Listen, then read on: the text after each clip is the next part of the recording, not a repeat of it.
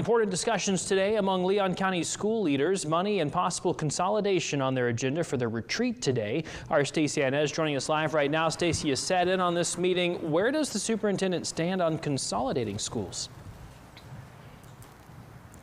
Yeah, well, Jacob, right now Superintendent Rocky Hanna says he just doesn't think we're at the point where we need to consolidate schools, but he did propose some spending cuts today that could potentially save the district about $6.7 million. And part of that includes shutting down the Leon County virtual school and also cutting positions inside the school. So social workers and school monitors were some of the examples that would fall into those cuts.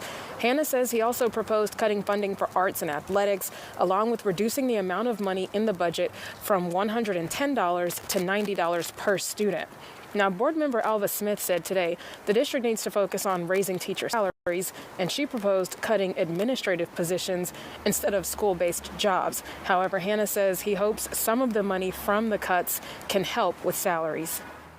It's unfortunate. We just, again, cannot continue to fund some of these positions that we were funding coming out of the pandemic. We would love to be able to do that. We're just not in a place where we can pay for our increased cost of healthcare, increased costs of contributions to our retirement system, and keep all of those positions. I'm just disappointed. Today was a great opportunity for us to really reimagine and restructure, right-size our district, and we didn't do it. We are evaluating some cuts that will kind of get us back to a break even, but we're not making enough movement to really make an impact on our teacher and our support staff salaries. So I just feel a little disappointed today.